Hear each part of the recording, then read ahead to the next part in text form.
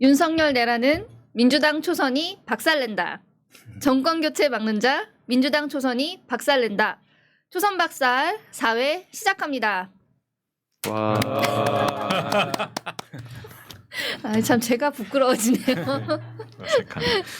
네, 저희 초선 박살 벌써 4회차가 됐습니다. 요새 저희 초선 의원님들 엄청 바쁘잖아요. 어제 저희 비상행동에서 24시간 철야 농성을 광화문에서 진행하는데 그 24시간을 저희 초선 의원님들이 국민들과 함께 했는데요. 어떠셨는지 한번 그 현장을 담은 쇼츠를 준비했는데 먼저 한번 보시죠. 네, 박지혜 의원이네. 소리는 나갈 수 없다고 하는데요. 낯익은 얼굴인데. 지혜로운. 네, 제가 낮 시간에 처음 당번 시작할 때 시민들께서 마침 4월 1일에 선거기일 지정됐잖아요. 그래서 오시는 분들이 다 막 너무 반가워하시면서 근데 조용히 나지막히 근데 하면 되는 거죠? 이렇게 다 물어보고 가시더라고요. 질문들을 지나가면서 많이 하시더라고요. 네. 실제로 우려도 되게 많이 하시고.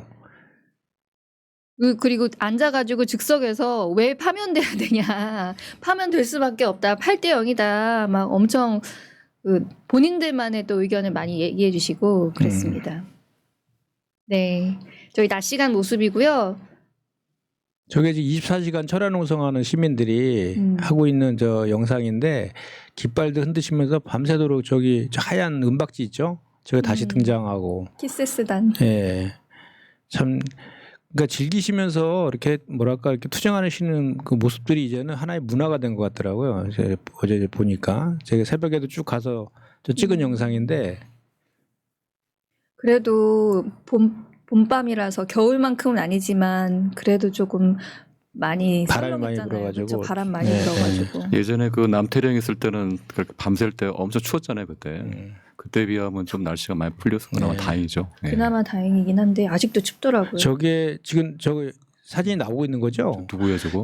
저게 전데 오늘 그 12시에 기자회견한 거예요. 저게 뭐냐면 네. 우리가 왜 72시간 동안에 온라인 서명. 100만 명 서명 받았잖아요. 윤석열 그 저 8대 0 만장일치로 파면시키라라는 그 촉구하는 서명지를 100만 명을 받았는데 저 뒤에 빨간색 저기 쌓여 있는 박스가 그 받은 서명지예요. 그거를 이제 오늘 저기서 기자회견하고 헌법재판소에 제출하려고 했는데 경찰에서 봉쇄해가지고 제출을 못했어요. 그런데 오후에 윤상현이가 갖다 제출한 게 기사에 난 거예요. 어떻게 뚫고 들어왔죠? 그러니까 그래서 좀 희한하네. 이제 우리가 열받잖아요. 윤상현은 받아주고 그러니까 여당은 받아주고 야당이나 비상행동에서 한 건 안 받아주고. 경찰에서 봉쇄했다는 것밖에 안 되잖아요. 그래서 경찰청에 연락해서 따졌더니 그 윤상현이는 자기가 헌재에다가 전화를 해가지고 헌재가 받으러 나와달라고 해가지고 전달했다. 그렇게 궁색한 변명을 하더라고요. 그래서 우리도 똑같이 그러면 하겠다라고 해서 내일 11시 전달하기로 했어요.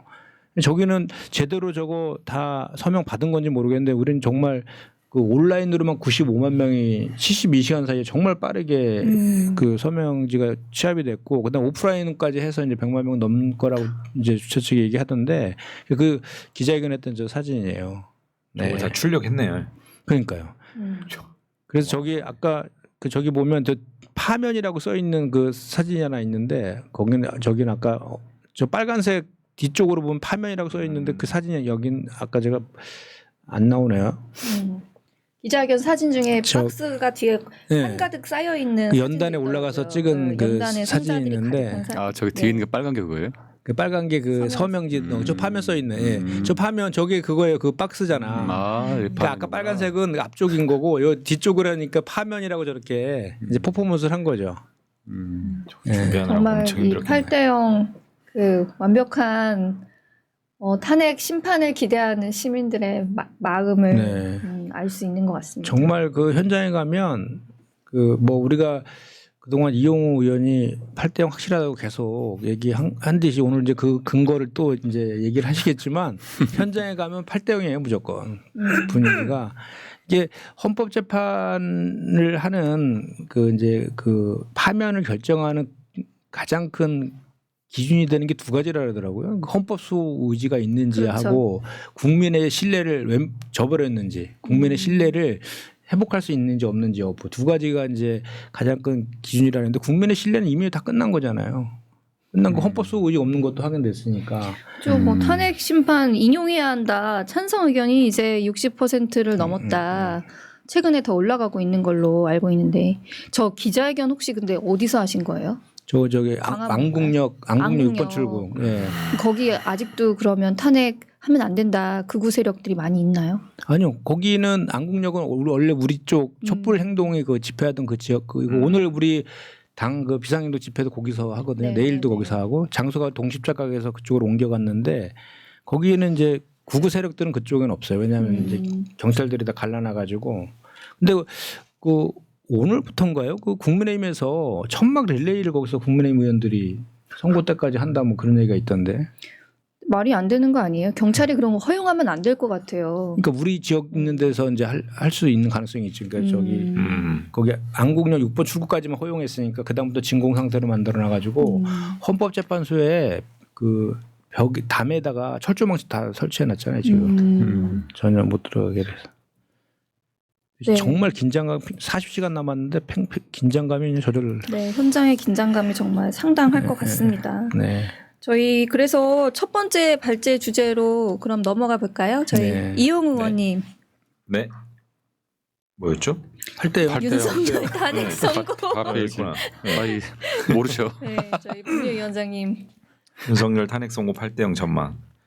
그러니까 그 뭐 이거는 뭐 계속 많이 나왔던 얘기여가지고 새로운 건 아닌데 각하를 주장하는 측이 주로 하는 얘기가 뭐죠? 뭐 내란죄를 왜 뺐냐? 네. 응? 국회 의결을 거쳐서 원래 탄핵 심판 청구서를 낼 때 국회 의결을 했으니까 그 내용을 변경하려면 국회 의결이 있어야 되는데 그런 거 없이 함부로 내란죄를 뺐다. 그것도 있고 이제 형사소송법 준용하게 되어 있는데 안 했다 뭐 그 얘기도 하는 거하고 공수처 수사권 뭐 없는 거 그렇죠. 그 얘기도 그래서 덧붙이는 뭐 거하고. 검찰 서류 뭐 이런 것들이 검찰 단계에서 조사한 그런 서류들을 증거로 채택할 경우에는 엄격한 증거 법칙을 따라야 되는데 그렇죠. 개정된 형사소송법에 따라서 네. 근데 그걸 따르지 않은 거 아니냐 뭐 이런 걸 주장하고 있는 것 같아요. 그것도 있고 이제 기각이라는 명분이 없기 때문에 아예 각하 논리를 처음부터 해서 좀 그 이후로 이제 기각 얘기를 하긴 했지만요. 예. 제가 이곳저곳에서 여러 얘기를 들어보면은 각하나 기각을 주장하는 사람들의 공통점이 있는데 구체적인 근거를 못 댑니다. 뭐 예를 들면 그냥 헌재에서의 이 평의 기간이 이렇게 길어지는 거 보니까 기각할 것 같다. 또는 각하할 것 같다. 그러면 심지어 그 토론 나가서 이제 상대방 교수한테도 물어보면 그럼 구체적으로 무슨 이유로 기각 결정문을 쓸 것 같습니까? 각하 결정문을 쓸 것 같습니다. 이러면 답을 못 해요. 그러니까 그야말로 근거 없이 그냥 정치적 선동 차원에서 하는 거고 지금 우리 초선박살 멤버들께서 말씀 주신 이 내용들이요. 뭐 내란죄를 내란 행위로 바꾼 부분, 형소법 규정에 따르지 않은 부분, 뭐 공수처 수사권 부분 이런 것들은 사실은 각하 사유로 삼을 수 없는 내용입니다. 본안에 들어가서 그렇죠. 네. 비로소 판단해야 될 사항이기 때문에 이거는 각하 사유 자체가 안 돼요. 이게 설령 100번 양보해서 이 주장들이 타당하다 하더라도 이건 각하 사유가 아니고 본안에 들어가서 판단할 사안이기 때문에 애초에 이제 법리적으로 맞지 않는 얘기고 내란죄를 내란 행위로 바뀐 부분에 대해서는 그 최초 변론 준비기일에서 그 재판관들이 그냥 딱 짚고 넘어갑니다. 아이 그거는요 법적 판단의 문제니까 우리한테 맡겨주세요. 걱정하지 마세요. 이렇게까지 그냥 딱 짚고 넘어가 버려요. 그렇기 때문에 이거 가지고 뭐 각하할 그런 계제는 전혀 없고 기각할 사유도 안 되죠 이거는. 그리고 형사소송법상의 엄격한 증거 법칙을 탄핵 재판에도 적용해야 되느냐 마느냐 문제는 이게 말이 안 되는 게 이미 뭐 예를 들면 감사원장 탄핵 사건, 검사 3인 탄핵 사건, 한덕수 얼마 전에 그 탄핵 결정 이런 일련의 사건 결정 과정에서요. 지금 청구인 측에서 국회 측에서 주장하는 내용처럼 완화된 어떻게 보면 증거 법칙을 다 적용해서 사건들을 결론을 내리고 있어요. 이미 만약에 그 국민의힘이라든지 극우 세력에서 이 주장을 문제 삼는다라고 하면은 지금 이미 결정 난 그 사건 결정들도 다 문제가 되는 거예요. 근데 이미 다 그렇게 완화된 어떤 증거 법칙에 따라 적용을 하고 있는 마당이어서 그 문제될 게 없고 공수처 수사권 문제는 공수처 수사권이 있다라고 하는 거에 대해서는 문제가 되지 않는데 설령 공수처 수사권이 있느냐 없느냐가 논쟁이 된다 하더라도 그것은 그거고 탄핵 재판하고는 하등 관련성이 없기 때문에 각하라고 하는 억지스러운 주장을 살펴보더라도 각하 결정문을 쓸 수 없는 사항들이다. 이렇게 좀 말씀드리고 싶고요. 그렇죠. 네. 뭐 공수처에서 작성한 피신 조서는 증거로 채택한 적도 없고, 네. 그리고 뭐 형사소송법 준용 안 한 것도 거기 이렇게 헌법 재판의 성질에 반하지 않는 범위 안에서 준용하게 돼 있다는 거잖아요. 그렇죠. 그리고 그것도 평의를 통해서 헌재에서 결정하겠다라고까지 했고 검찰에서 진술한 내용과 헌법재판에서 진술한 내용이 배치될 때에는 그 진정성에 대해서 평의를 통해서 헌재에서 판단하겠다 이렇게까지 다 정리해 놓은 거라서 그 내용은 전혀 아닌 것 같고 저희가 이제 5대3 그 얘기가 나온 게 뭐 법조 기자가 5대3 썰을 대드락이 SBS. 걸렸다. 예, 그거를 이제 그 기사화 시키면서 그거 갖고 이제 막 논란이 된 거잖아요. 근데 오늘 난 그 JTBC 보니까 5대3 설은 근거가 없다. 이렇게 명확하게 했더라고요. 그래서 5대3으로 이렇게 마은혁 재판관이 그 없는 상태에서 논란이 될 수 있는 그런 결정을 할 수 없다라고 해서 최소한 이제 뭐 5대3은 아닌 거고 이제 8대0 저는 8대0인데 8대0 또는 7대1, 6대2 이렇게 해서 인용되는 것은 문제가 없는 것 같은 분위기로 가는 건 맞아요. 그리고 이제 문영배 재판관이 이제 한 30여 년인가 이제 재판 법관 이제 그 퇴임을 앞두고 있잖아요. 마지막 재판이기 때문에 본인 입에서 기각, 각하라는 말이 나올 정도로 그런 판결을 할 거라는 전혀 생각을 않고 그래서 인용이라는 걸 하고 이제 타임이 됐다 생각하고 마흔역을 임명하지 않더라도 8대 나올 거라는 확신이 됐기 때문에 선고일을 잡고 한 거 아닌가 그렇게 저는 생각합니다. 그렇죠. 네. 만약에 기각이나 뭐 이렇게 인용되지 않는 그런 내부의 정리가 안 된 상태에서는 선고일자 안 잡았겠지. 그냥 퇴임해 버리겠지 차라리. 네. 그런 얘기들도 있었고 만약에 이제 말씀하신 것처럼 5대3의 대드락 사항이 어떤 시점에서 설령 있었다 하더라도 그 상태로는 선고를 못 하는데 그 상황이 이제 깨졌다는 거 아닙니까? 그러면은 4대4냐 또는 그 5대3 위쪽으로 깨졌느냐 이건데 4대4는 아예 말도 안 나올 되고요. 수가 없죠. 그러면 이제 인용 쪽으로 이제 균형이 무너졌다는 건데 5대3 대드락 상황이 있었다고 가정하더라도 그럼 이제 인용 쪽으로 이제 기울어졌고 근데 6대2나 7대1이 불가능한 게 법리적으로 일단 불가능하다는 말씀은 드렸고 그거 이외에 소수 의견을 제시하는 재판관들이 결론에 영향을 주지 못하는 소수 의견을 자기가 결정문에 남길 거냐 과연. 그러니까 3명일 때는 만약에 3명이 있었다면 그 3명은 결론에 영향을 주는 소수 의견이잖아요. 그렇죠? 기각이라고 하는 걸 끌어낼 수 있는. 근데 거기에 그렇다라고 하면은 자기네들 고집 부릴 수도 있었을 것 같아. 근데 만약에 한 명이 기울어졌는데 2명만 남았다라고 하면은 이 사람들은 결론에도 영향을 못 주면서 헌재 결정문에 자기 소수 의견이 남고 말도 안 되는 법리적 주장으로 결정문을 써놨을 거란 말이죠. 그러니까 자기의 법관 인생의 치욕스러운 결정문, 역사적인 결정문에 계속 남겨지는 내용을 법리적으로도 각하 기각 불가능할 뿐만 아니라 이런 성향들을 보더라도 나는 만장일 수밖에 없다. 이렇게 좀. 그런데 제가 이제 궁금한 게 왜 지난주에도 선고기일을 잡을 수 있었는데 왜 이번 주에 그럼 딱 한 가지 바뀐 게 이재명 대표 그 재판 결과가 나온 거거든요. 무죄. 그걸 기점으로 해가지고 헌재가 판단한 건지 그거 말고는 바뀐 게 없거든요. 그런 그런 예상을 그런 주장을 하는 분들이 있죠. 그러니까 지난주에 이재명 대표 선고 때까지는 계속 시간을 끌었는데 이제 뭐 한 세 분의 재판관이 끌었는데 이제 선고가 나고 무죄가 나니까 근데 바로 하면 또 그것 때문에 한 것처럼 보여지니 이번 주 할 것이다라고 예상한 분들도 꽤 있어서 사실은. 근데 이제 우리 그 당의 의원님 중에 판사 출신 의원님 중에 잘 못 맞히시는 의원님 계시잖아요. 대부분 못 맞추는데. 그분이 이번엔 또 이렇게 말씀을 하시더라고요. 아, 그분요? 5대3 썰이 국민의힘하고 구구에서 자꾸 주장을 하니까 이게 마치 기정사실화된 것처럼 프레임화 되는 것. 때문에 빨리 잡았다. 근데 저는 그 5대3설 저도 별로 근거가 없다고 생각해요. 그러니까 그 헌재에서 일어나는 정말 그 8명 사이에 일어나는 일은 사실상 아무도 정확한 정보가 없는 상황인데 그냥 흘러나오는 것들 가지고 썰을 만드는 거고 그러다 보니까 저희가 밖을 하루에 받는 밖을이 정말 너무 많이 상충되는 밖을도 많이 돌았잖아요. 그럴 정도로 헌재에 대해서는 사실 보안이 많이 잘 유지가 되었던 것이 사실인데 너무 선고기일이 지연되다 보니까 만들어낸 설이 혹시 이래서 그런 거 아닌가 그런 그 5대3설은 그래서 탄생한 것 같고 사실 헌재가 선고가 그렇게 길어질 수밖에 없었던 거는 기존 탄핵 심판 때와 달리 탄핵 심판이 정말 여러 건 계류 중이었고 저는 물론 그렇게 그 선고기를 늦추면서 헌재가 약간은 너무 정무적인 판단을 많이 한 거 아닌가 그 선고를 했을 때 이쪽에서도 너무 비판받고 싶지 않고 저쪽에서도 너무 비판받고 싶지 않아서 조금 질질 끈 것이 선고기 늦춘 영향이 있는 것 같아요. 처음에는 막 이 대통령 탄핵 심판은 가장 중요한 사건이니까 최우선으로 심리하겠다고 했다가 저쪽에서 아무래도 그 여당 쪽에서 그런 게 어딨냐 이렇게 탄핵 심판 다 중요한 거 아니냐 이렇게 많이 계류 중인데 선고해 줘야 된다. 그러니까 앞에 것들을 처리하기 시작했잖아요.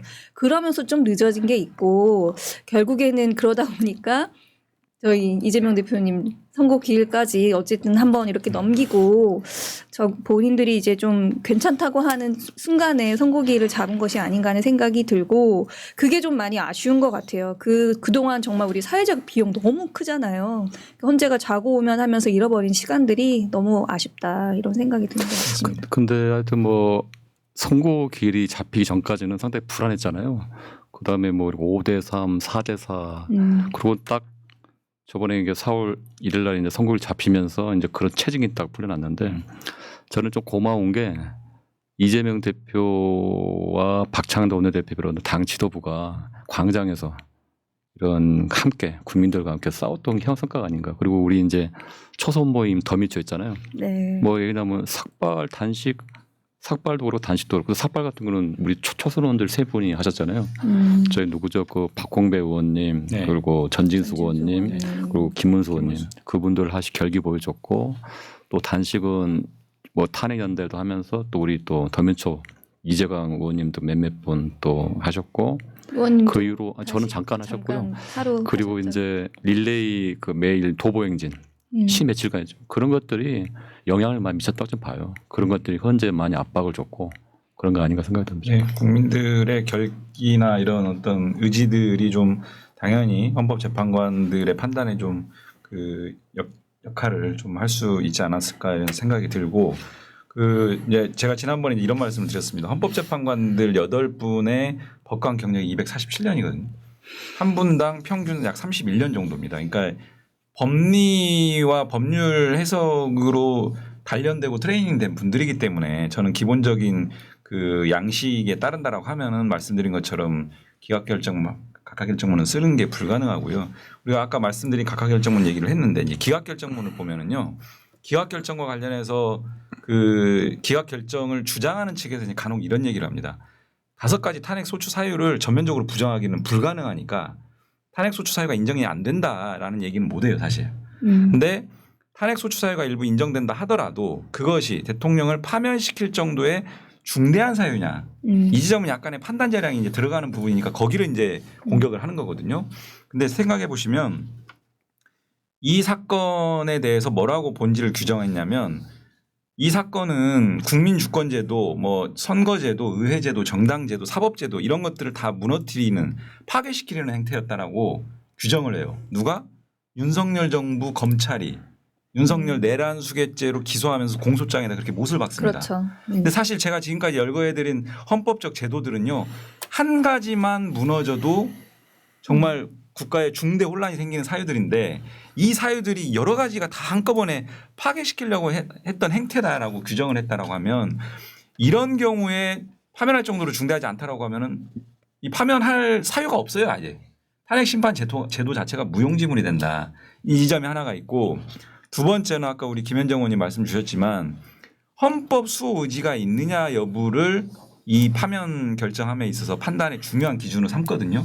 과거에 박근혜 탄핵 결정문을 잘 보시면 박근혜가 이제 여러 가지 국정농단 행태를 벌인 게 핵심적인 탄핵 사유였지만 뭘 추가적으로 봤냐면 국정농단 이후에 박근혜가 보였던 언동과 행태들, 예를 들면 사과를 2번이나 했는데 다 거짓말로 드러났잖아요. 한 번 하고 나면 또 거짓말이 드러나고 또 한 번 하면 또 드러나고 이래서 진정성 없는 국민 기망 사과 이런 부분들과 그때 당시에 박근혜가 수사 철저히 받겠다 이렇게 공언을 몇 차례 했거든요. 근데 수사도 거부하고 압수수색도 거부하고 이런 부분들을 박근혜 탄핵 결정문에다가 명시를 해요.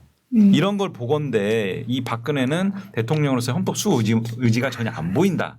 이런 것들을 파면의 하나의 근거로 기재를 하거든요. 근데 어떻습니까? 윤석열 더 심하지. 말씀 안 드려도 그냥 그 아유, 행태가 그냥 그대로 복부되면 돼요. 그냥 결정문은. 제2의 계엄하겠다고 했죠. 네. 다 나왔는데. 그러니까요. 그리고 세 번째 문제는 헌법재판관들이 이걸 고민할 것 같아요. 만약 윤석열을 기각이나 각하를 해서 대통령직으로 복귀시켰을 때 어떤 상황이 연출될까를 고민을 할 것 같아요.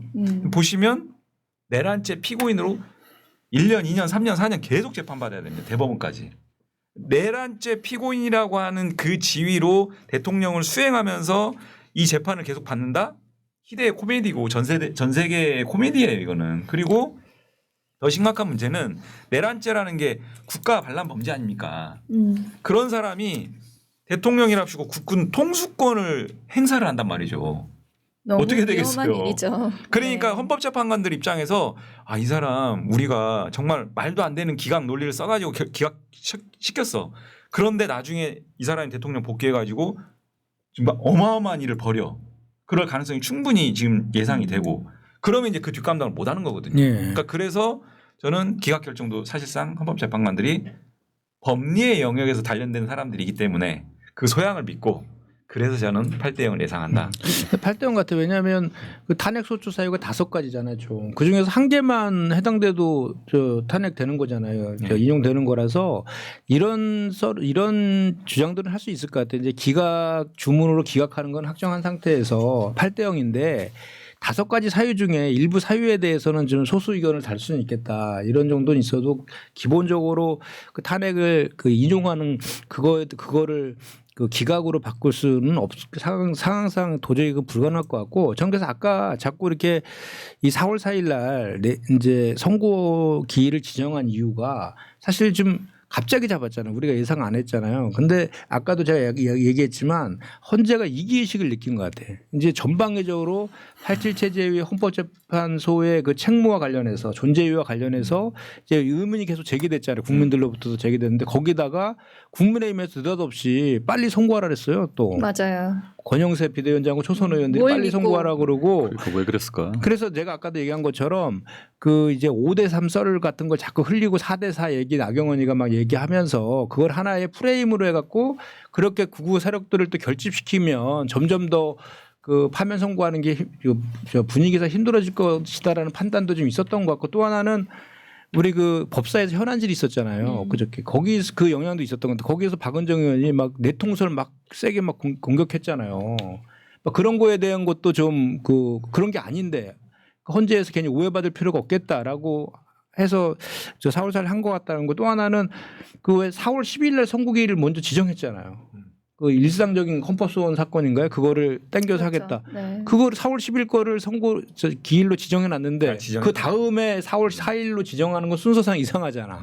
그러니까 제가 봤을 때는 적어도 그 이미선 문영배 재판관 임명 전까지는 선고를 할 것이라는 것까지는 이제 그 컨센서스가 이루어진 것 같은데 이렇게 당긴 거는 뭔가의 그런 당긴 이유들이 좀 전에 얘기했던 그런 추론들이 저는 좀 근데 아까 가능할 이제 것 같아요. 오기 전에 뭐 박지호님하고 잠깐 얘기했는데 일부 뭐 내일 뭐 윤석열이 뭐 하야한다는 선거가 약간 뭐 나오기 그런 전에 뭐 하야하지 않을까? 그런 뭐 이런 또 그런 밖글이 좀 돌았죠. 밖을 네. 돌았는데 그 근거는 없는데 뭐 그럴 리는 없겠죠. 그럼요. 조갑제님이 3일 전에 음. 하야하라고 공고했더라고요. 근데 만약에 그게 진짜 만약 그럴 리는 없지만 내통설이 사실인 거지. 만약 하야를 한다 그러면 근데 그게 또- 안에 있는 내용이 흘러간 거고 그러니까 내통령. 두 번째 저쪽에서는 하야를 하게 되면 법적인 판단을 안 받으니까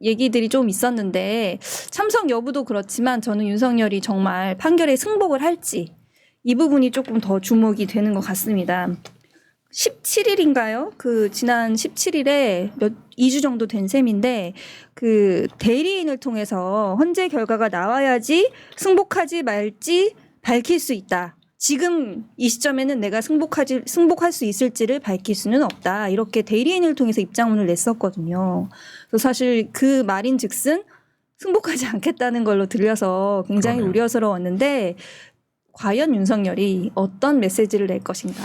승복 안 하죠. 그리고 안 더 하죠. 웃긴 게 국민의힘 권성동 원대가 이재명 대표한테 헌재 결정에 승복하라고 선언을 하라고 뭐 그렇게 얘기한 것 같던데 왜 그러니까요. 그걸 이재명 대표한테 선언을 하라?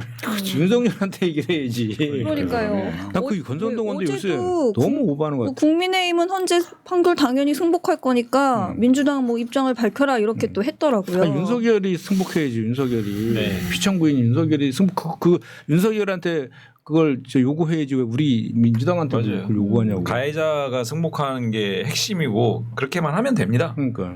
피해자인 근데 안 하고 국민들 있잖아요. 지금 안 하고 있잖아. 제 생각에는 그 승복 발언은요 국민들을 향한 메시지라고 저는 봅니다.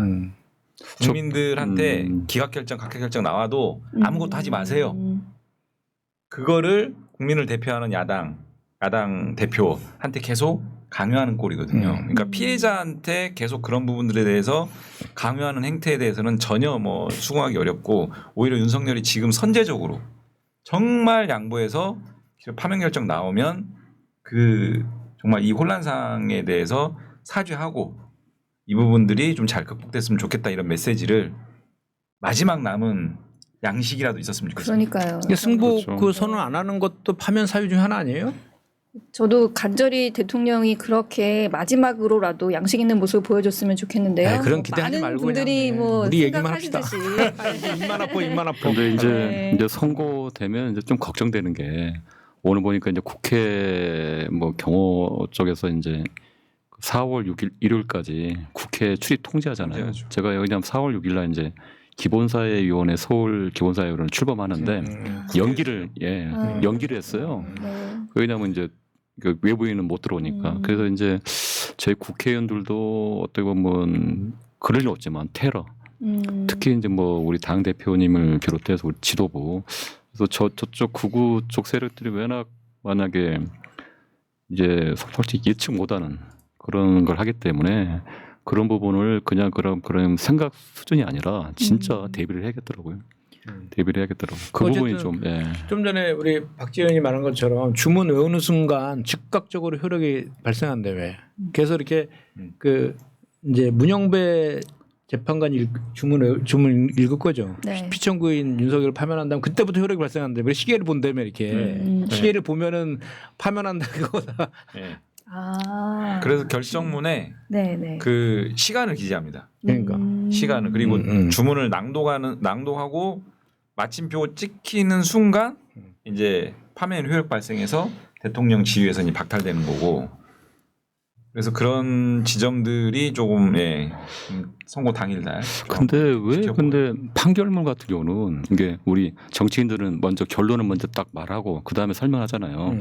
뭐다 그러고 딱 하는데 판결문은 막 하다가 이제 이게 좋았다 안 좋았다 나중에 끝에서 설명하잖아요. 아니 그거는 문장도 엄청 길어요. 아, 그 이유가 뭐뭐이나 뭐뭐이고 뭐뭐여서 뭐뭐이므로 그 그 안에 이유가 주어와 수로는 하나인데 그러니까 그 이유가 아니, 그 이유가 뭐예요? 원래 그 심판 규칙에는 주문부터 하고 이유 설명하게 되어 있는데 강행 규정이 아니라서 순서 바꿔야 된다는 거죠. 그래서 네. 주문부터 읽으면 그냥 파면이에요. 그냥 애타게 하는 것 같아요. 그냥 그때- 파 이렇게 하면서 그래서 저도 그래서 그거 보고 박근혜 찾아보니까 판결문에 이제 써 있더라고 시간이.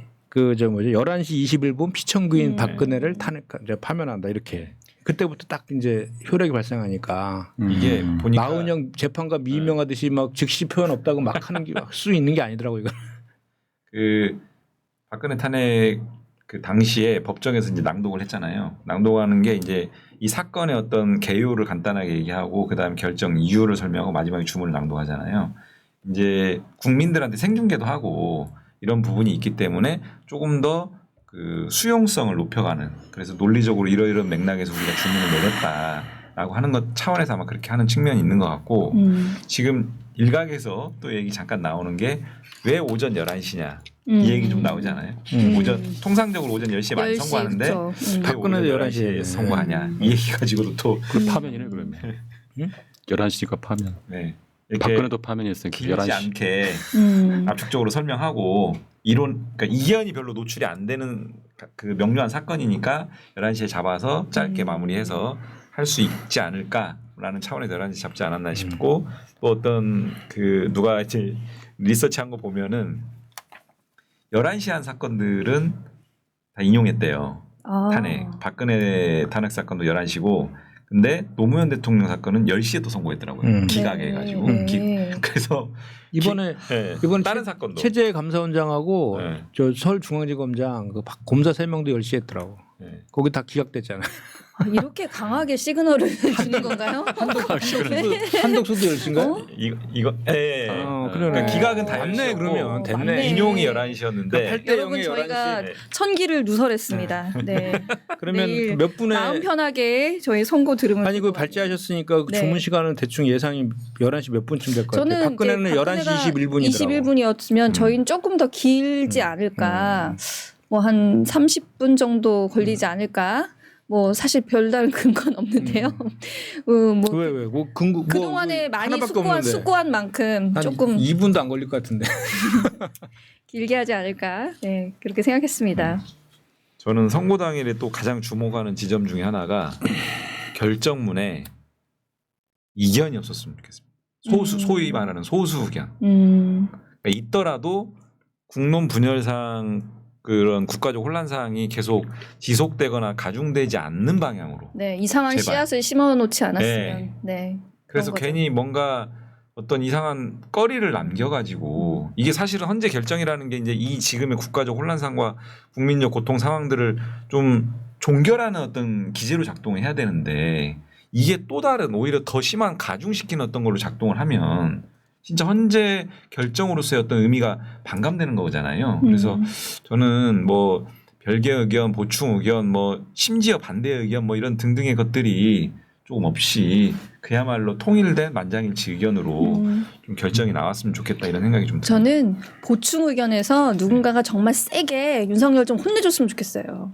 똑같아요. 보충 의견. 정계선. 네, 엄중히 뭐 실명을 거론하지 꾸짖는. 않겠지만, 네, 정말 정신 아니 차려라. 실제로 형사 사건에서 판사들이 네. 많이 꾸짖더만요. 네. 맞아요. 그러니까요. 아니 시종일관 반성도 한 번도 한 적이 없고 네. 정말 다른 세상에서 사는 사람처럼 다른 세계관을 선보였잖아요. 네. 법정에서 이렇게 호되게 좀 꾸짖었으면 좋겠다. 네. 네, 속 시원하게. 저도 그랬으면 네, 그런 판결 기대합니다. 네. 저희 그러면 다음 주제 최현일 의원님 준비하셨는데요. 자, 우리가 이제 윤석열 끝나고 근데 아니 요거 내가 궁금한 게 하나 있는데. 네네. 그날 윤석열 나오는 거예요? 아니 어떨 뭐 것 같아? 어떨 것 같아? 전 제 안 나왔으면 생각에 안 나올 것 좋겠어요. 네. 안 나올 것 같아요. 안 나올 것 같아. 왜냐 결론을 스스로도 알아요. 이 사건 안 된다는 사건 알아요? 알겠죠. 이거를 그래도 아니, 근데 그래도 여기- 법률가인데 아니, 근데 법률가 출신인데 법률가 내라는 일을 껴. 아니 근데 그 나도 이제 궁금해서 우리 이제 의견은 어떨까 싶어서 내가 이제 던진 건데 윤석열을 잘한다고 스스로 윤석열 너무 잘한다고 하는 사람들은 방송 나와서 다 나올 거라 그러던데. 출석한다. 출석해서 그러니까 이제까지 보인 태도로는 뭐 자기는 100% 그래서 이길 거라고 만약에 생각하니까 파면되면 버럭할 것 같, 그러니까. 버럭할 거래. 심지어요. 그래서 거의 드라마를 그러면 연출할 수 정말로 있는. 국민의힘은 폭망이기 때문에 제발 안 났으면 좋겠다 안 막 이러더라고. 파면되면 나오는 그 모습을 경호하는 애들도 바로 그 그 막- 시간부터는 이제 경호를 못 하는 거죠. 그막 네? 경호를 하나요? 그렇죠. 경호를 즉시 하는구나. 파면 되니까. 경호는 중단. 즉시 효력이 발생하니까. 그리고 경호는 전임 대통령 예우를 하는 건가?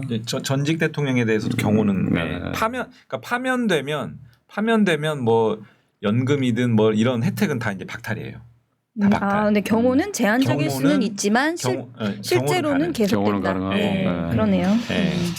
예전에는 안전은 경호도 없어지고 예전에는 그러니까 전직 대통령 예우에 관한 법률에 따르면 예전에는 경호 포함해서 다 박탈이었는데 이게 경호는 이제 가능한. 그 이제 그 정말 우려스러운 게 자꾸 계속해서 그 구구 세력들하고 국민의힘 일부 의원들하고 윤석열 측에서 계속 내란 넘어 내전까지만 선동하고 계속 지금 그런 상황이잖아요. 그래서 탄핵 그 선고에서 파면이 인용되면 그걸 불복하려고 하는 빌드업을 계속 한다 이런 우려를 실제로 우리 갖고 있잖아요. 그래서 그날 그 파면 선고 나고 서부지법 사태처럼 폭동이 날 가능성도 있어요. 그래서 아까 얘기했지만 네.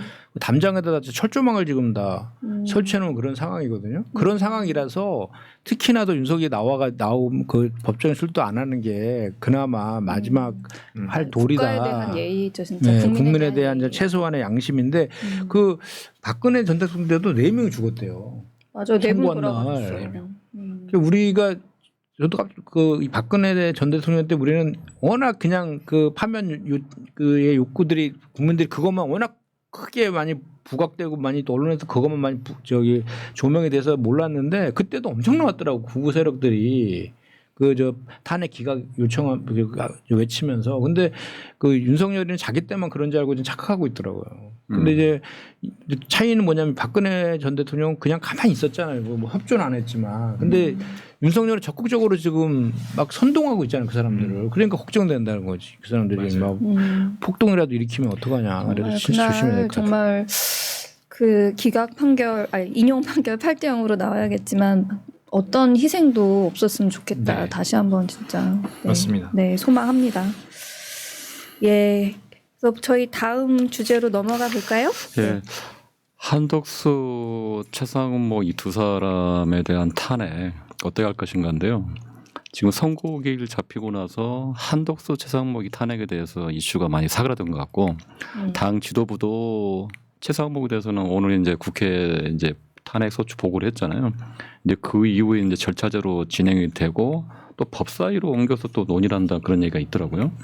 그 한덕수에 대해서는 이제 파면되고 나서 이제 좀 상을 보겠다는 게 이제 당 공식 논평인데 저도 이제 더민초 제가 70명 그때 우리 공동 서명을 했고 저희가 이제 철야 농성했지만 저는 뭐 개인적으로는 이 한덕수와 최상목에 대해서는 지구 끝까지 쫓아가서 반드시 책임을 묻고 나중에 이제 이런 비슷한 상황에 된 최고 이직의 공무들이 더 이상 이런 딴 생각하지 않도록 원벌을 쳐야 된다. 저는 보고 그동안에 했던 이 사람들의 폐악질은 뭐 말로 할 것도 없죠. 뭡니까 그 마흔역 임명 안 한 거 본인들이 위법이라는 거 알면서도 대놓고 안 했죠. 특검 후보도 안 했죠. 그리고 뭐 여러 가지 뭐 거부권 법 거부권 남발을 16번 했더라고 최하고 한덕수. 그리고 또 최근에 뭐 헌재 결정을 존중한다 하면서 국민들 하면서 자기들은 또 헌재 결정을 안 따르고. 그러니까 이런 걸 보면 최상목 같은 경우는 뭐 민생경제 파탄했고 최근에 뭐 또 뭐 국채 미국 미국 국채 또 그런 구설수 있고 무엇보다도 국채 2억 투자했죠. 그리고 이제 뭐죠 저기 2년 동안 우리 뭐 세수 펑크 82조 이런 게 이 최상목이라는 사람에 대해서는 뭐 당연한 거고요. 한덕수도 그 파면 선거 이후 이게 딱 전제가 두 가지인 것 같아. 마흔역을 임명하는지 안 하는지. 두 번째 가장 중요한 거 대선 선고일, 대선 그 선거일. 그거를 60일 해야 되는데 60일 해야 되는데 선거일을 지정 안 괜히 하면 또 일주일, 어떡하냐. 2주일 미루다 그게 마지노가 4월 14일이더라고요. 그럼 10일 안에 만약에 이해가 한다 그러면 이거는 완전히 바로 탄핵해야 된다. 그러니까 그래서 4월 14일까지 대선 공고를 해야 된다는 거예요? 선거일. 선거일. 선거일 공고를 50일 전까지는 해야 되고 그래서 네, 그렇습니다. 그래서 그런 저는 생각 갖고 있다는 거죠. 아이 파면되면 하겠죠. 네. 아무리 인면수심이라 하더라도 정말 그거까지 안 하겠어요? 걱정하고 싶진 않네요. 그건 진짜. 모릅니다. 아니 좀 전에 본인은 헌법 밥 먹듯이 어기고 이 법 밥 먹듯이 어기면서 국민들한테는 법 지키라 그랬다 했잖아요. 오늘도 그랬어. 오늘도 한덕수가 대한민국의 민주주의와 법치주의가 한 단계 이로 도약할 수 있도록 국민 여러분의 협조와 동참을 무슨 말이에요? 정말 법치주의는 자기가 다 어기고 있으면서 완전 유체 이탈하에 어떤 자리에서 자기 그런 체면 얘기를 했다는 거예요? 오늘 여기 기사에 났어요. 아니 헌재 판결에 따라서 본인은 회의 때 얘기해요. 복귀하고서 그러니까요. 마흔역 재판관 임명하지 않는 거는 저는 뭐 이미 헌법재판소에서 만장일치로 위헌이라고 확인한 네. 거기 때문에 이런 사항을 이행하지 않는 경우에 사실 저희가 가만히 있을 수는 없다 그렇게 생각합니다. 근데 저는 보니까 제일 아팠던 게 그들이 천주교 그 사제분들이 말하는 공직의 타락 있잖아요. 오늘 강유정 의원이 공직의 타락, 공적이라고 했는데 참 이게 공직의 타락인 것 같아요. 왜냐하면 최고의 공무원들이잖아요. 이게 내란 관료라고 볼 수 있는데 어때 공무원들은 법을 지키는 사람들 아니에요? 그럼요. 근데 대놓고 가장 이렇게 위반하고 전범적으로. 이런 가장 또 고난댕이란 두 사람이. 그러니까 우리가 직무유기죄는 이미 고발돼 있죠. 고발했죠. 그 오늘 한덕수는 아니고요. 오늘 우리 그 본회의에서 우리가 마은혁 그 재판관 신속 그 저기 임명 촉구 결의안 했는데 그 또 무슨 의원이죠? 국민의힘이 박충관. 공산주의라고? 의원님 바로 앞에 앉아 계셨죠. 내 옆에 있어 옆에. 어. 와, 나 깜짝. 아니 본인이 북한에서 온 사람 아니에요? 뭐 자꾸 북한 공산주의자래. 김일성 대학 출신이잖아요. 네? 김일성 대학 그러니까 출신. 아니 그 본회의장에서 툭하면 오늘뿐만 그러니까요. 아니라 그분은 평소에도 저희 뭐 대표님 연설할 때도 계속 이렇게 팔짱 끼고 뒤로 앉아가지고 공산주의자 계속 그랬거든요. 그래요? 아니 그 저 윤석열이 맨날 뭐 반국가 세력, 반전체주의 공산주의 세력과의 뭐막 이렇게 하니까 따라서 나온 것도 아니고.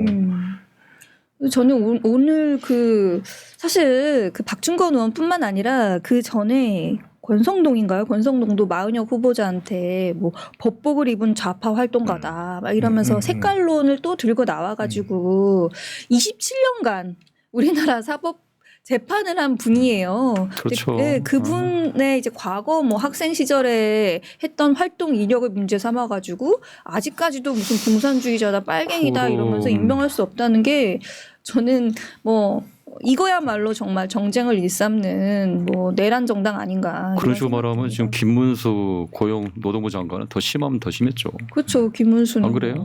맞아요. 그렇지 과거에 거기는 더 심했죠. 예. 그러니까 지금 이제 최상목 부총리에 대해서는 우리가 탄핵 소추안을 발의를 했기 때문에 오늘 발의하고 첫 본회의여서 본회의에 보고를 했어요. 보고가 됐어요. 이제 보고가 되면 24시간 이후 72시간 이내 그 사이에 이제 처리를 해야 되는 거거든요. 그 기간을 도과하면은 그냥 자동 폐기되고 그러면 할 수 있다라 하면은 내일 오후에 내일 본회의가 다시 잡혀 있잖아요. 내일 오후에 최상목에 대한 이 탄핵 소추안을 의결을 할 수 있습니다. 할 수 그렇죠. 있고 저는 우리 여기 계신 네 분은 지난주에도 우리가 확인했던 것처럼 즉각 탄핵해야 된다. 그렇죠. 이 해야죠. 의견은 아직도 여전히 해야죠. 유효한 것 같고 저는 해야죠. 파면 선고 이유를 볼 게 아니다. 음. 지금 분명하게 해야 되고 이제 아쉬운 거는 한덕수에 대한 탄핵 소추안은 아직 발의가 안 돼 있어요. 그러니까 이게 발의가 돼 있다면 오늘 같이 보고가 됐을 텐데 아직 발의가 안 돼 있는데 저는 지금이라도 우리가 당에서 신속하게 이거 발의해야 된다. 야 5당이 해가지고 탄핵 소추안 작성하는데 하루면 돼요. 뭐 복잡한 내용이 아니잖아요. 그냥 너무 쉬운 내용을 너무 쉽게 위반하고 있기 때문에 그러니까 지금 탄핵 소추안 구성하는 거 어렵지 않거든요. 이용우 의원은 네. 내일 본회의에서 탄핵해야 된다는 거고 네. 우리 최현일 의원은 안 할 것 같다라는 예측을 하셨어요. 내일 그러니까 본회의 때. 그러니까 지금- 모레 이제 그 성공하니까. 아, 그러니까 해야 된다고 보고요. 예. 그리고 한덕수도 다음 주에 파면되고 나서 월요일 날뭐 이렇게 우리 소추를 하고 보고해가지고 대신 그 이제 선고기일 이제 선거일 그거 맞물리겠죠. 마은혁하고 명부 추적을 해가지고 저는 해야 한다고 봐요. 그러면 이주호한테 넘어갈 거 아니에요. 그러니까 사실 선거길 지정 문제도 있기 때문에 압박할 카드를 하나 갖고 있는 거는 좋겠다. 뭐 전략적으로 그런 저는 생각은 드는 것 반대입니다. 같습니다. 반대하시나요? 저는 그냥 즉각 탄핵. 즉각 탄핵. 즉각 탄핵. 왜냐 음. 이런 게 약간 있는 것 같아요. 이제 파면이 됐어. 음. 그러면 이제 조기 대선 국면 넘어가잖아요. 이 국면에 급속하게 쏠려 들어가는 면 하나가 있고 또 하나는 보복 프레임이 작동할 것 같습니다. 그렇기 때문에 저는 오히려 지금 이 시점에서 하는 게 가장 클리어하다. 깔끔하다. 그리고 말씀하신 것처럼 역사적 단죄의 선례를 분명하게 남겨야 된다. 이렇게 파면 이후로 넘어가면은 흐지부지 못할 수도 있다. 상황상. 그런 위기감이 듭니다. 사실은. 그래서 즉각적으로 좀 탄핵을 했으면 좋겠고요. 네, 그렇습니다. 상황을 저희가 끝까지 주시하면서 이용우 법률위원장께서 그럼 단도리를 좀 해주시는 것으로 네, 그렇게 기대해 힘 보겠습니다. 없어요, 저. 네. 예, 그럼 마지막으로 저희 김현정 의원님 네. 발제해 주시죠. 국민을 안중에도 없는 내란 정당 국민의힘.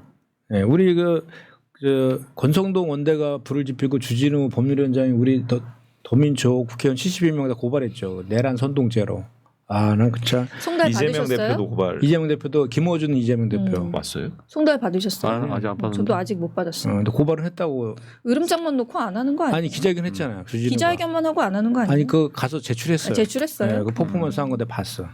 근데 각하하지 않을까요? 더- 각하. 그러니까. 근데 더 웃긴 거는 우리 더민초가 줄탄에 그거를 네. 김어준의 지령을 받고 이재명 대표 승인을 받고 했다. 아, 그 명백한 허위사실이잖아요. 허위사실. 이거는. 그 망상이니까. 그 정당은 그렇게 작동하나 보죠. 국민의힘은. 응? 아니 그리고 아니 그 뭐야 윤석열이 내란 숙에 윤석열에 대한 규탄부터 하고 그쪽을 오히려 더 일단 하고 좀 이쪽이라도 뭐라도 좀 지적을 하면 좀 그나마 좀 저가겠는데 내란 그 숙의 우두머리에 대해서는 그렇게 옹호하면서 그리고 또 사실 주진 의원은 우리랑 같은 초선이잖아요. 이게 초선이면 그래도 좀 정치적인 때가 좀 덜 묻고 그래도 그좀 민심이나 이런 것들에 더 좀 민감하게 작동하면서 이렇게 좀 결기라든지 뭐 이런 것도 전혀 민심은 개혁 이런 읽고 계시지 것들을 않는 좀 것 추동하는 같은데. 세력들 아니에요? 우리가 그래도 그런 관점에서 봤을 때 국민의힘 초선들은 왜 그런지 모르겠어. 우리가 뭐 하면 다 따라서 뭘 하고 우리 기자회견하면 따라서 하고. 아 그랬었죠. 예.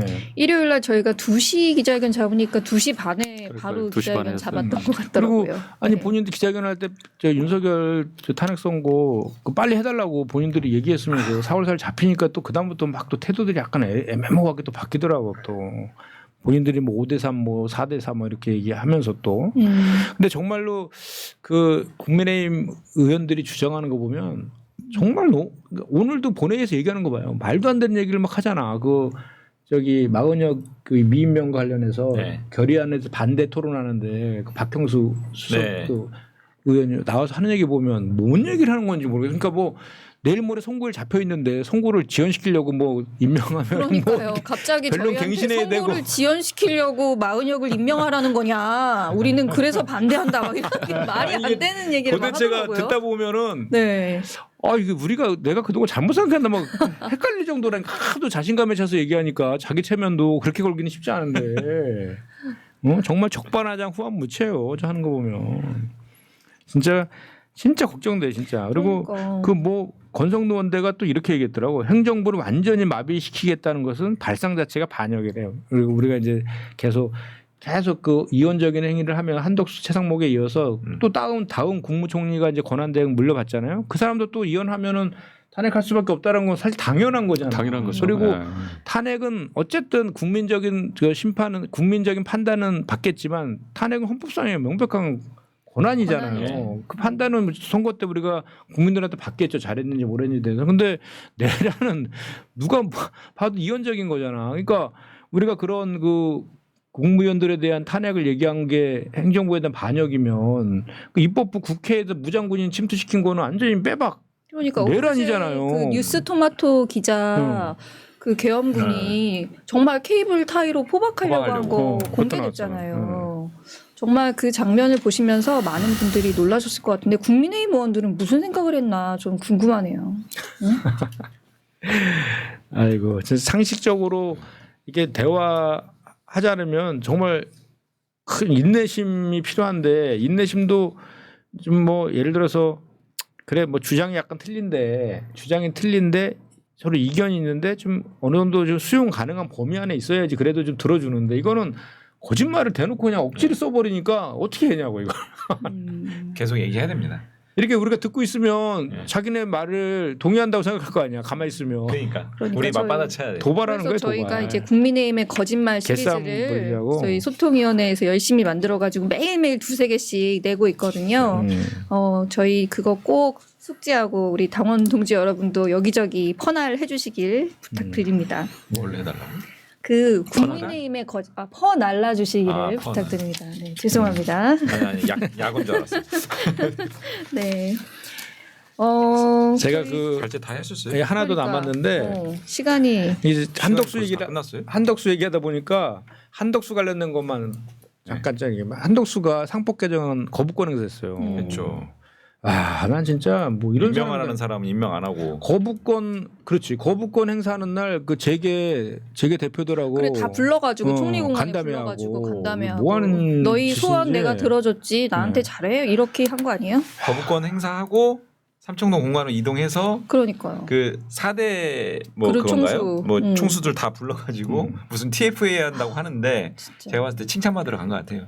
그러니까. 이게 그 아까도 우리 최현일 의원이 얘기했지만 윤석열 정권 3년 동안에 거부권 행사한 게 41건이잖아요. 음. 그 이승만 독재자가 11년 동안 44건 거부권 행사했는데 이제 조만간 이제 대선 전에 딱 그거 채울 것 같아요. 그 갱신할 것 기록 같아요. 기록 갱신할 것 같은데 이 상법 개정은 정말 우리 1,500만 그러니까 큰 실수한 거예요. 대선 국면에서 1,500만 개인 투자자들이 이것 때문에 얼마나 울분을 토하고 있는지 저들은 몰라요. 이제 대선 후보들은 속으로 아마 아이고 할 거예요. 아니 그리고 이복현 금융위원장도 사퇴한다는 거 아닙니까? 사퇴한다고 냈는데 뭐 반려시켰다고 또 그러더라고. 뭐 짜고 친 건가? 그러니까 이 상법 개정이 필요하다고 윤석열, 그 최상목, 그 한동훈, 이복현, 금감원장까지 다 얘기했었거든. 정부가 필요하다고. 그랬었죠. 근데 재계가 반대하니까 갑자기 입장을 바꿔서 자본시장법 개정으로 핀셋 규제하자 이렇게 바꿔놨는데 좀 약한 수준으로. 그러니까 자본시장법은 특별법이라서 그 상장 기업들에만 그렇지. 적용시키는 거죠. 2,600개 자본시장법. 거기만 적용되는 거고 상법은 이제 기본법적인 저거라서 100만 개가 넘거든요. 우리가 비상장 회사까지. 거기 전체에 대한 기본적인 그 일반 원리를 규정하는 거고 자본시장법은 그러니까 상법이랑 자본시장법 둘 다 해야 되는 거예요. 그러니까 정확히 얘기하면. 그렇죠. 그러니까 주주의 증시 의무를 회사에서 저 주주까지 1,500만 개인 투자들까지 확대시키는 주주의 그 충실 의무를 요게 상법에 들어가 있는 거고 자본시장법의 내용은 합병할 때 합병 비율 정할 때 지금은 주가로만 하게 돼 있거든요. 그러니까 합병 그 쯤에 돼가지고 이제 편법적인 지배구조라 해서 경영권 승계라든지 뭐 지배주제 지배력 강화시키기 위해서 합병 당시에 있잖아요.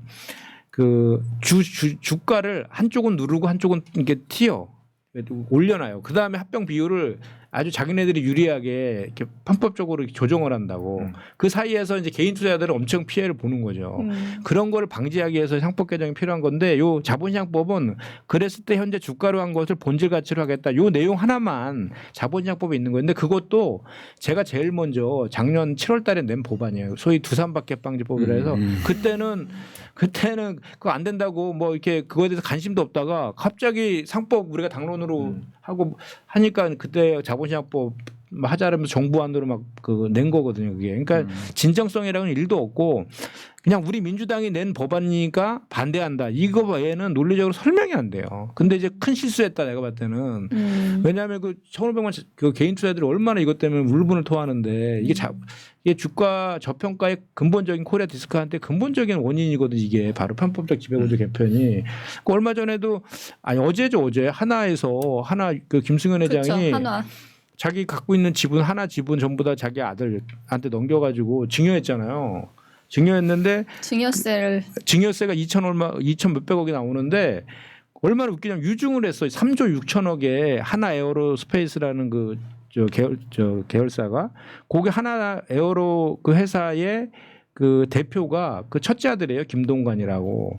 근데 어떻게 김동관한테 그러니까 이번에 그 지분을 증여함으로 인해서 전부 다 이제 하나의 주인이 김승현에서 김동관으로 바뀌었어요. 근데 어떤 편법을 쓴 거냐면 그 유증 발표를 하니까 주가가 이제 폭락을 하잖아. 유상증자. 그러면 13%가 떨어졌다고. 그 떨어졌으니까 주가가 떨어졌을 때 증여를 한 거야. 그러니까 증여세가 가장 낮은 단계에서 증여를 하고 또 유상증자에서도 편법을 써가지고 소액 투자자들한테 피눈물 나게 했다고요. 그 유상증자는 주식 수가 늘어나는 거기 때문에 주가가 떨어진다고. 실제로 유상증자 발표하자마자 13%가 떨어졌어요. 그럼 그 피해는 다 소액 투자자들이 개인 투자자들이 다 보는 거잖아요. 그런데 3조 6천억을 증자한다고 그러면서 어떤 나쁜 짓을 했냐면 사내 현금 갖고 있는 거 있잖아요. 원래 하나 에어로가 캐시카우 같은 역할을 해서 1년에 3조 정도의 이익을 내는 알짜배기 회사거든. 9시입니다. 예. 제가 또 끊을 수가 없어요.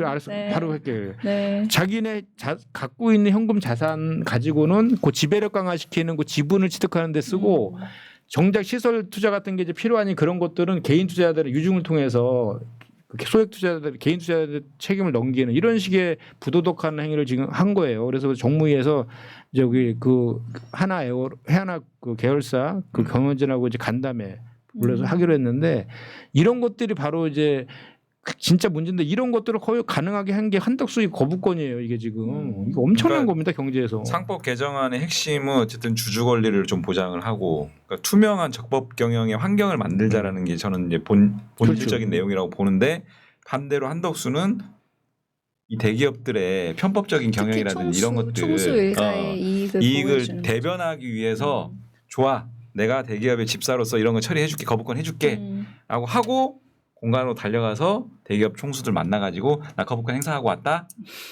이 정말 모양새거든요. 유치합니다. 기득권 진짜. 카르텔이지. 네. 기득권 카르텔. 예. 그러면 그거 배임죄 아니에요? 그렇죠. 그러니까 상법이 개정되면 시행되면 아. 배임죄로 처벌될 수 있는 거예요. 이게 아, 개정이 안 되면 배임죄 그 아니고요? 배임죄로 그러니까 회사의 처벌하기 더 이익을, 쉽게 해주는 거죠. 지배주주 지배주주 이익을 해서 개인 투자자들한테 피해를 끼쳤기 때문에 이 상법이 개정이 되면 그 민형사상, 그러니까 형사상 배임죄하고 민사상의 손해배상 책임이 지는데 이사들이 이 상법 개정을 거부권을 행사해 놓은 상황에서 이 하나에서도 이직거리 한 것이 우리가 예상컨대 이 상법이 효력이 발생하는 게 1년 뒤에 발생해요. 그래서 상법 개정되니까 그 효력 발생하기 전에 이런 편법적인 거 다 하려고. 삼성 SDI도 똑같았어요. 사내 유보가 8조인데 2조를 삼성 이중했다고. SDI까지 넘어가면은 그러니까 끝이 나지 지금 않을 이게 것 얼마나 큰 같아서. 문제인지를 내가 자꾸 저희 피를 상법 토하는 심정으로. 개정 투사 김현정 의원님 상법 개정에 대해서 궁금하면 모두 나에게 오라 지금 제가 대표 열변을 발의했습니다. 토하셨습니다. 상법 네. 내가 대표 발의한 게 거부권 당하니까 지금 그래도 어쨌든 우리가 다시 추진해가지고 통과시킬 네. 거잖아요. 지금 네. 국회에서 5분 발언까지 했던 건데 이거. 그러니까 그래서 제2요구에 대해서 사실 저는 국민의힘 의원들 중에도 어쨌든 다른 의견을 가지는 분들이 좀 이 사안에 대해서 있을 수 있다고 보고 저희가 열심히 설득해서 통과시켰으면 좋겠다 이런 생각이 듭니다. 예, 저희 오늘은 조금 실시간 접속자 수가 기존보다는 조금 적었는데요. 그래도 네, 박지혜를 응원해 주신 분도 있었습니다. 그리고 오늘 4명의 케미가 너무 좋다. 네, 이렇게 봄봄님께서 칭찬해 주셨는데요. 앞으로 더 방송이 재밌게 될 수 있지 않을까 기대하면서 네. 그리고 저희 월요일에 천주교 정의구현 사재단 시국미사에서 이렇게 말씀하셨습니다. 너희는 악이 아니라 선을 찾아라. 헌법재판관들이여 여러분의 판결 하나가 지금처럼 중요한 때가 없었다. 헌법재판관에게 이렇게 당부를 했는데요. 정말 악이 아니라 선을 찾아서 정의로운 판결을 기대하면서 이번 주 방송은 여기서 마치도록 하겠습니다. 예, 네. 고생하셨습니다. 고맙습니다. 구호 안 해쳐요? 초선 박살. 8대0 8대0 이대로는 놔둘 수 없다. 자, 다시 한번 해보는 거야. 자, 다시 한번 싸우는 거야. 자, 손 맞잡고 어깨를 걸고 우리 함께 이기는 거야. 자, 다시 한번 해보는 거야. 자, 다시 한번 싸우는 거야. 자, 손 맞잡고 어깨를 걸고 우리 함께 이기는 거야. 자, 다시 한번 해보는 거야. 자, 다시 한번 싸우는 거야. 자, 손 맞잡고 어깨를 걸고 우리 함께 이기는 거야. 자, 다시 한번 해보는 거야. 자, 다시 한번 싸우는 거야. 자, 손 맞잡고 어깨를 걸고